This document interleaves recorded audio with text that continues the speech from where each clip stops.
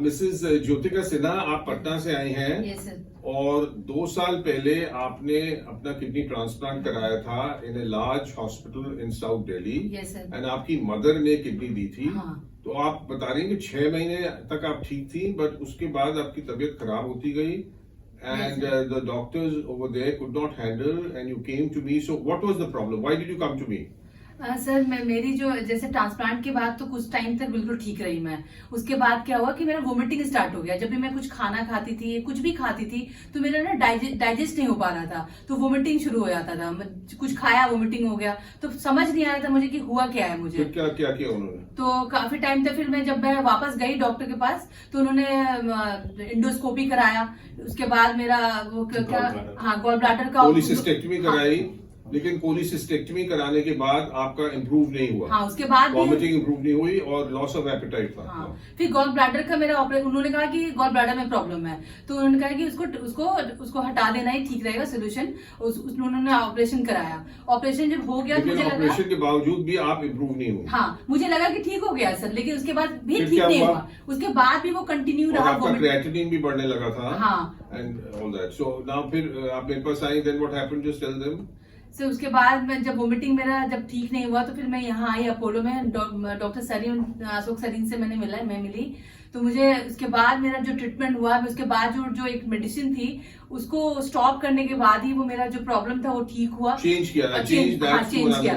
उसके बाद मेरा ये प्रॉब्लम जो सॉल्व हुआ। मुझे समझ ही नहीं आ रहा था कि मैं इतने दिन से। आप कैसे हैं? आपका वेट बढ़ रहा है?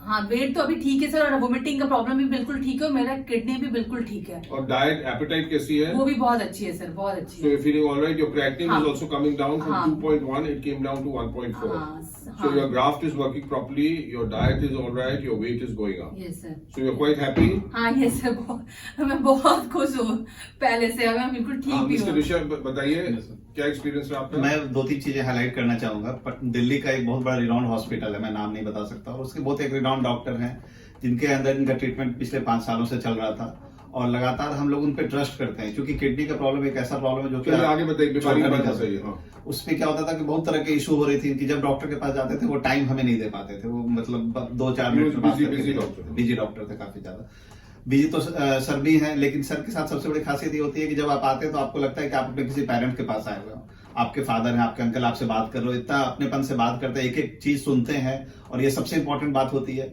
हमें लगता है कि हम लोग जो सवाल लेकर के आए थे, हम लोग पटना से हैं बेसिकली, हम लोग अल्टरनेट मंथ्स में आते हैं दिल्ली में ट्रीटमेंट के लिए ही स्पेशली आते हैं। और मतलब मेरी वाइफ का किडनी ट्रांसप्लांट जब हुआ था उसके बाद हम लोग काफी खुश थे कि चलो किडनी ट्रांसप्लांट हो गया, सब चीज ठीक रहेगा। लेकिन फिर 7-8 महीने के बाद ही इनकी वोमिटिंग स्टार्ट हो गई। इतनी वोमिटिंग की रात भर हम लोग सो नहीं पाते थे।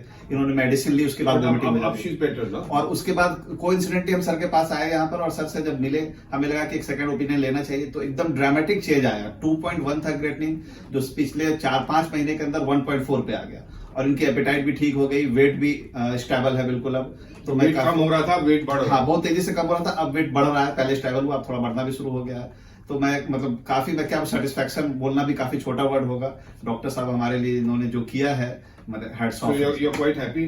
डेफिनेटली सर, बहुत खुश है हम लोग। और हम लोग उम्मीद करते हैं कि ऐसे ही हम लोग आगे भी